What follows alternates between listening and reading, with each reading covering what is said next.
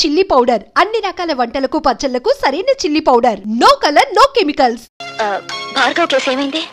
ఏమిటి అంత ఇంట్రెస్ట్? ఒకసారి ఇంటికి పంపావు కదా. నువ్వేం తెప్పడక్కర్లేదు. నేను చిన్నప్పటి నుంచి పెంచాను కనుక నెలకు 10,000 రూపాయలు ఇస్తున్నాను. నాకు అవసరమైన వాళ్ళ దగ్గర నేను పంపిస్తాను. నేను ముట్టుకున్నానా? కూతురులా పెంచావు, నన్ను ముట్టుకుంటే నీ కళ్ళు పోవా? ఒప్పుకున్నావు కదా కూతురు లాగా పెంచానని. కూతురు దగ్గర కూడా ఇలాగే పంపిస్తావా? ఏ కోపం వచ్చిందా? పారాయి మనిషి కన్నదాన్ననేగా నన్ను పావులా వాడుతున్నావు. నీ బిడ్డలిద్దరూ విదేశాల్లో పై చదువులు చదువుకోవాలి. నేను మాత్రం నీ పని చేసి పెట్టడం కోసం పోలీస్ అధికారులకు ప్రభుత్వ అధికారులకు బానిసలవ్వాలి. అంతేగా? ఏమిటి నోటికొచ్చినట్టు పేలుతున్నావు? ఆ రోజు నా చేతుల్లో నీ బాబు చచ్చాడన్న సానుభూతితో నిన్ను చేరదీశాను కానీ లేకపోతే నువ్వేమైదానవే? ఏ గంగలోనూ మునిగి చచ్చేదాన్ని. ఆహా, చూస్తూ ఉంటే నీలో ఏదో చాలా గొప్ప మార్పు వచ్చిందే. ఎవడి ప్రేమలో అయినా పడ్డావా లేకపోతే ఎక్స్పర్ట్ వాడి వల్ల పడ్డావా? ఒక మహానుభావుడు నా కళ్ళు తెరిపించాడు. ఆ మహానుభావుడు పేరు భార్గవేనా? అవును. అన్యాయంగా ఆ మనిషిని మీరు జైలు పాలు చేశారు. పిచ్చి పిచ్చి వేషాలు వేయకు. నా పేరేం రాజరాజ నరేంద్రుడు కాదు, సారంగధర చరిత్రను తిప్పి రాయించడానికి. ఏరా, దాన్ని కంటికి రెప్పలా కనిపెట్టుకుంటారా అంటే ఆ భార్గవ్ గారి మీద మనసు పెట్టుకున్న సంగతి నాకు ఎందుకో చెప్పలేదు. నిన్ను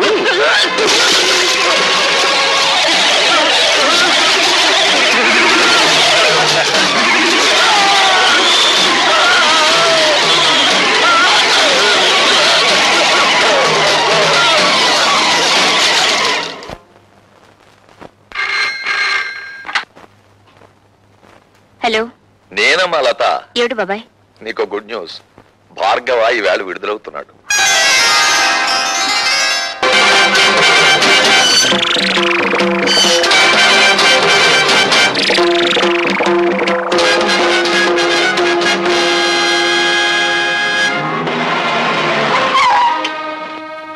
వెల్కమ్ మిస్టర్ ప్రతాపరావు. నాకు పుట్టినరోజు శుభాకాంక్షలు చెప్పడానికి వచ్చారా? పుట్టినరోజా? Of course.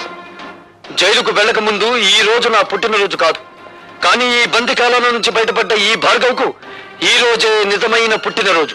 మిస్టర్ భార్గవ, ఒక నిర్దోషి దోషిగా జైలు గోడల మధ్య శిక్ష అనుభవించి బయటకు వస్తే అతని మానసిక ప్రవృత్తి ఎలా ఉంటుందో ఒక పోలీస్ ఆఫీసర్ గా నేను ఊహించగలను. ప్రవృత్తిని ఊహించగలరేమో గాని ఈ రోజు నుంచి నా వృత్తిని మాత్రం మీరు ఊహించలేరు.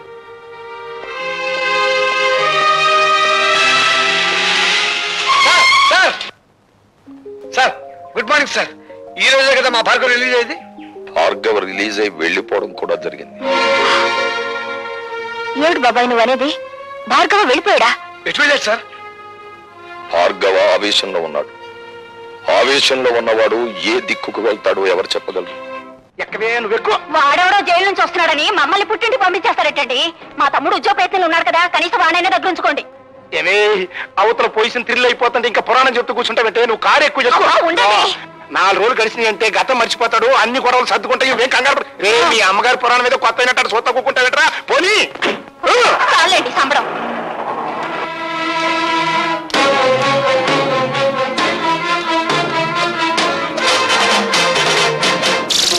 అందరినీ పంపించేశావా? పంపించేశాను.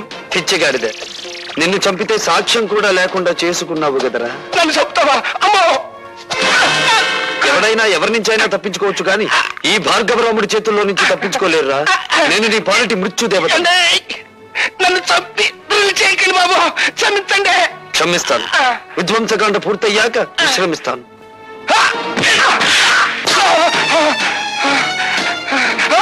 ఈ పిచ్చ కదరా నీ దగ్గర లంచంగా తీసుకున్నానన్నావు. ఈవీసీఆర్ టీవీలో కదరా నాకు లంచంగా ఇచ్చానని చెప్పావు. ఈసారి కదరా నేను అవినీతితో తీసుకున్నానన్నావు.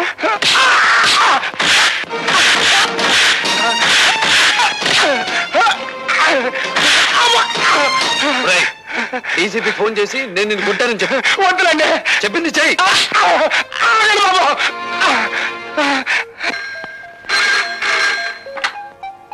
హలో, నమస్కారం. నేను డీసీపీ గారు, నేను సదానందాన్ని మాట్లాడతాను. ఆ భార్గవ్ గారు నా ఇంటి మీద పడే నన్ను తుక్కురాజుకుంటానండి. షటప్. ఇంతకు ముందు కూడా ఇలాగే అబద్ధాలాడి అతన్ని జైలు పాలు చేశారు. ఇంకెప్పుడు ఇలాంటి తప్పుడు రిపోర్ట్లు ఇవ్వకండి. ఏమన్నాడు? నమ్మట్లేదండి. కరెక్ట్. నమ్మడు కాబట్టే ప్రతిరోజు వచ్చి నిన్ను తని పెడతాను. రోజునా? అవును. వినపెట్టింది.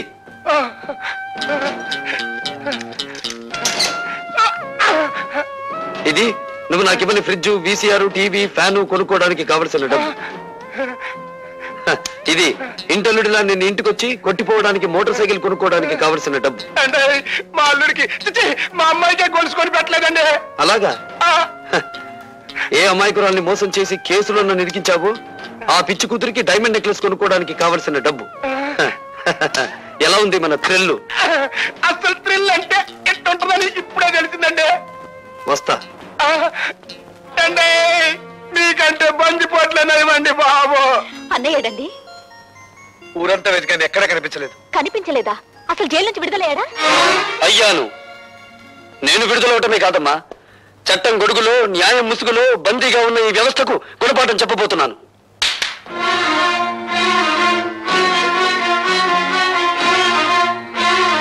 ఈ వస్తువుల్ని లంచంగా తీసుకున్నానని ఒక రోజున ఈ ఇంట్లోనే ఈ చేతులకే సంఖ్యలు వేశారమ్మా.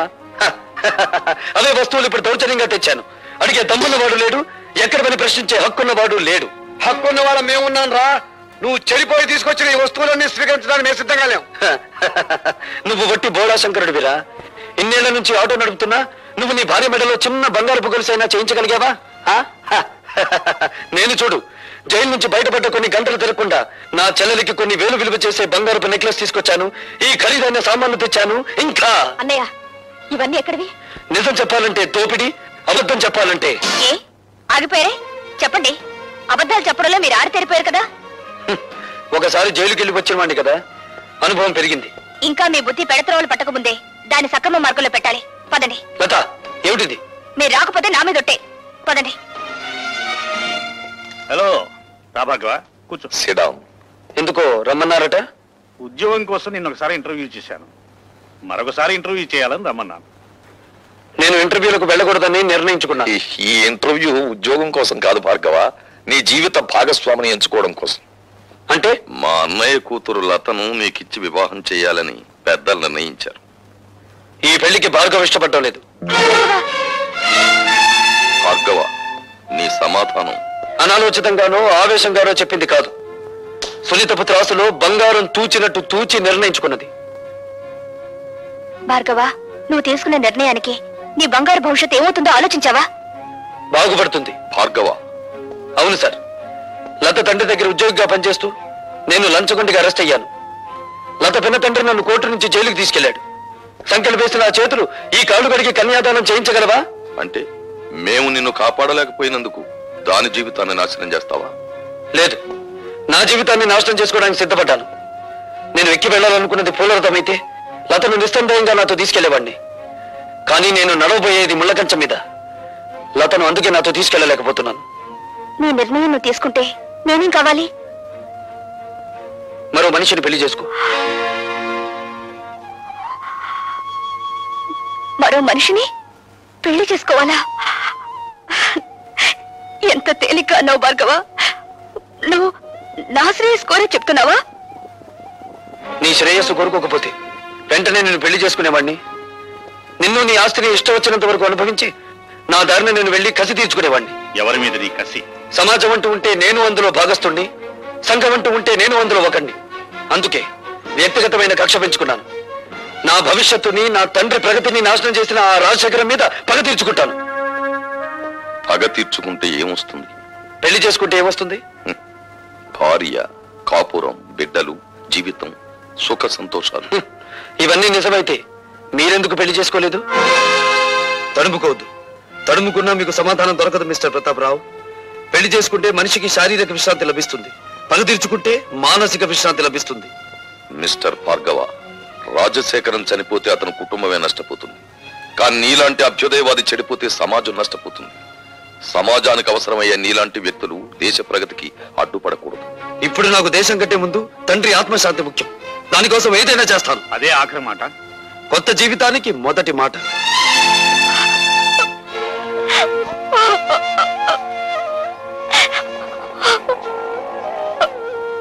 ఊరుకోమా, ఊరుకో. అతను ఎంత చెప్పినా వినే మనిషి కాడమ్మా. ఆవేశం చల్లారిన తర్వాత ఆయనే తిరిగి వస్తాడులే.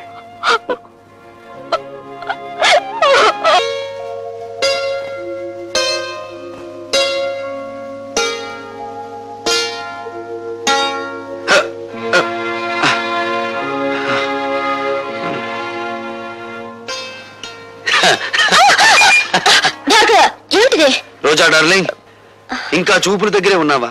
చా చా చా చా చా చా ఏమీ బాగోలేదు. కమాన్ వదలండి. భార్గవ, ఇదే పని నేను చేశానని కోపంతో నా చెంప పగలగొట్టారా? నేనలా మీ మీద చేయి చేసుకోలేను. అందుకే నేను మీకు నమస్కారం చేస్తున్నాను. మీరు వెళ్ళిపోండి. రాజశేఖర్ మీద కక్ష సాధించాలనుకుంటే ఇలా కాదా? ఆ పని మీరు చేస్తానంటే నేను సాయపడతాను. రాజశేఖర్ మీద నీకెందుకు పద? ఆ పరమ నీచుడే మా నాన్నగారు చనిపోవడానికి బాధ్యుడు. నీ తండ్రి పేరు? జనార్దన్ రావు. రోజా, మీ నాన్నను అడ్డం పెట్టుకుని ఏ వ్యక్తిని రాజశేఖరం హంతకుని చేశాడో ఆ ఠాగూర్ నా కన్న తండ్రి. అవును రోజా, ఆయన జైల్లో చనిపోయే ముందు జనార్దన్ రావు కూతురు ఎక్కడున్నా వెతికి ఆమెకింత మేలు చేయమని కోరాడు. మేలా? ఆ పని నువ్వు చేయలేవు. అది అనుకున్నంత సులభము కాదా? నా జీవితం నాశనమైంది. నా మేలు కోరితే రాజశేఖర్ మీద పగ సాధించా. ఈ అభాగ్యరాలు నీకు రుణపడి ఉంటుంది. వాడు ఎంత చూసి నీ తండ్రి ఆత్మకు శాంతి కలిగిస్తాను.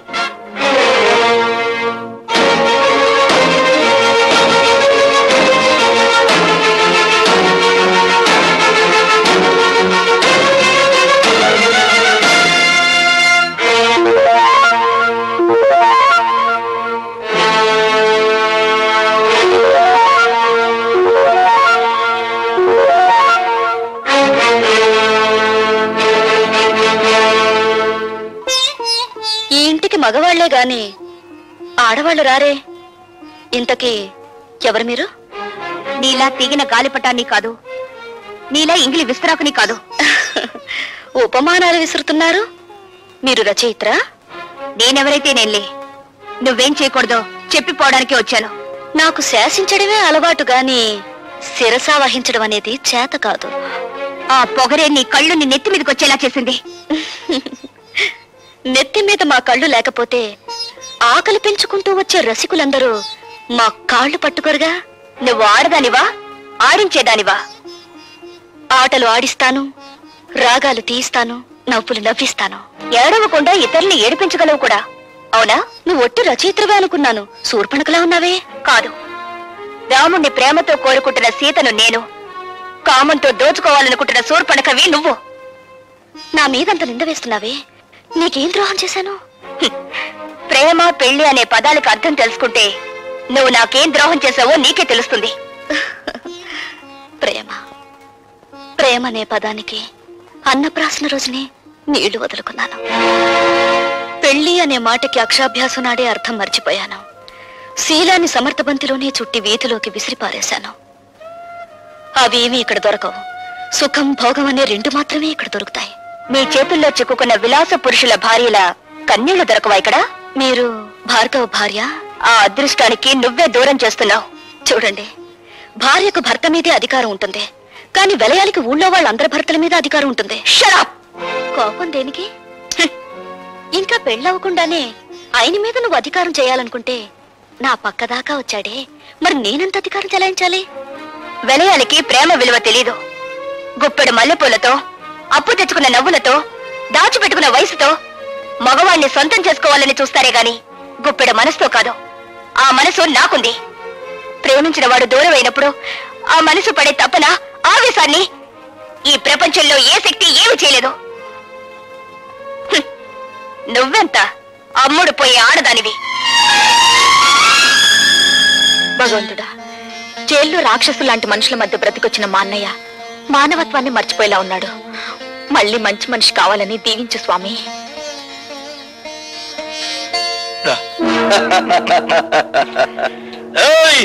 భార్గవ్ గారు బాగుపడాలని కోరుకుంటున్నారా? ఆయన మేం బాగు చేస్తాం. ఏడున్నాడో కొంచెం వివరంగా చెప్పండి. ఎవరు మీరు?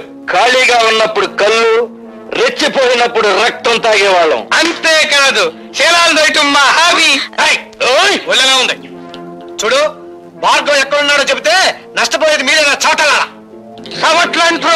సమట్లంటున్నాడు అన్నాడా? బ్యాటరీ మంచి పవర్ లో ఉన్నట్టుంది. కొడుకుని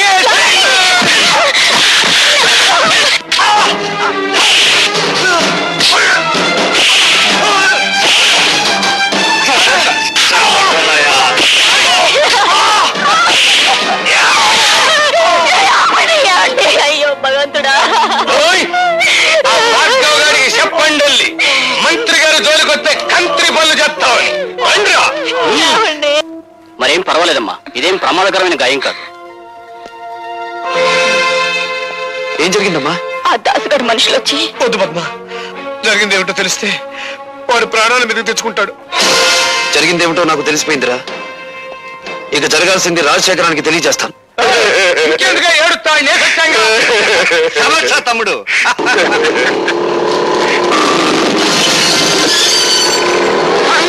వాడు పోట్లకి బుసలు కొట్టుకుంటూ వచ్చేస్తాడు. దాసు, వాడు లోపలికి రాకుండా ఒళ్ళు హోలంచే తమ్ముడు.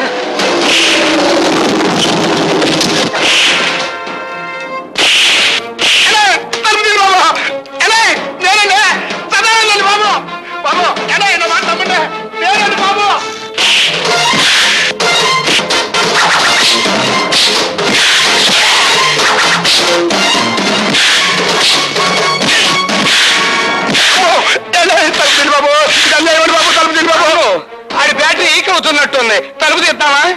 తలుపు తీస్తే అనవసరంగా భార్గవ్ గారిని మనం చంపాల్సి వస్తుంది. శవ రాజకీయమా?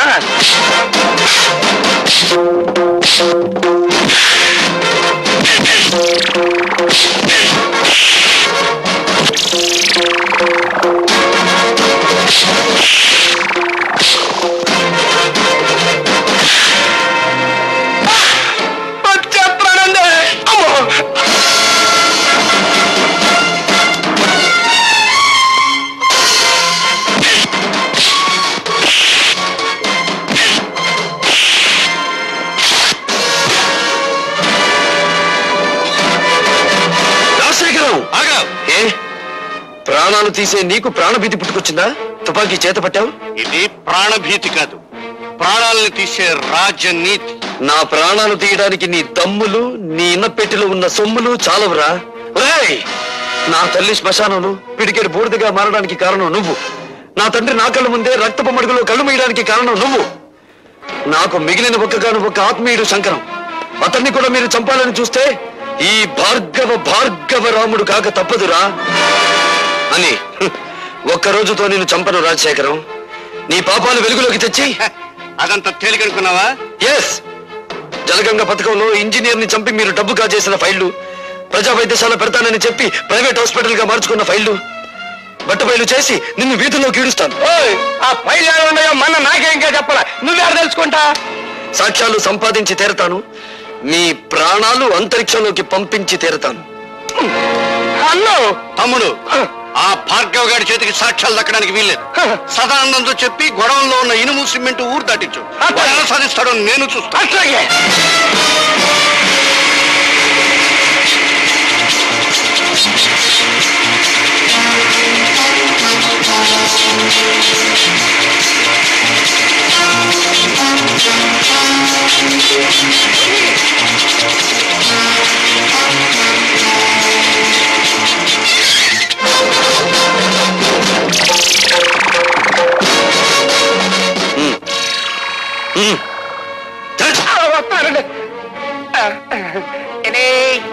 ఏంటండి? పిచ్చిగాడిద. ఊరు దాటించాల్సింది శవాల్ని గాని సాక్ష్యాల్ని కాదురా. పద పోలీస్ స్టేషన్.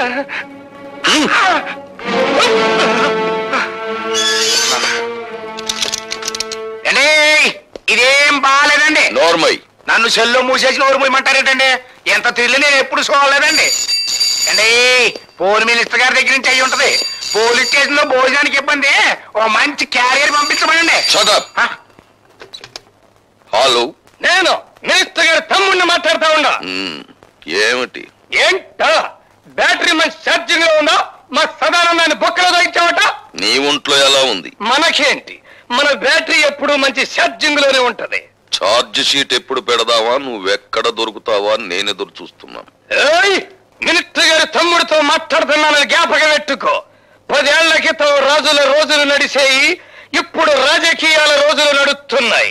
అధికారం మాది, సొమ్ము మాది, సోకు మాది, శిక్ష కూడా మీదే. అబ్బా ఇసిగిచ్చమాహవయ్యా, సదానందాన్ని వదిలేస్తావా? మొన్నయ్య చేత టెలిఫోన్ లో మాట్లాడించమంటావా? నువ్వెవరితో మాట్లాడినా వాడు 7 చువ్వలు దాటి రాడు. Put off the telephone. నీ బ్యాటరీ ఈట్ చేయలేకపోతే నేను మినిస్టర్ గారి తమ్ముడినే కాదు. ఏమన్నాడ్రా? జంజమాస చెంచనాకి ఫోన్ లో మాట్లాడిన తర్వాత తమ్ముడు గారి పేసు చీటపకాయలా. నేను డైరెక్ట్ గా ఫోన్ చేస్తే దాన్ని రికార్డ్ చేసి పార్టీ ప్రజలకు పంపిస్తాడేమో భయంతో నిన్ను ఫోన్ చేయమన్నాను. నే కాబట్టి సరిపోయింది. అదే నువ్వైతేరా ఆడు దులిపిన దులుపుడికి ఒళ్ళు సిర్రెక్కి ఫైనల్ గా బోనెక్కేవాడివి. ఇప్పుడు ఎలా రా? సదానందాన్ని బయటికి తీసుకురావాలి కదా. నన్ను ఒక సెలవు లేని ప్లాన్ చెప్పమంటావా? చెప్పు.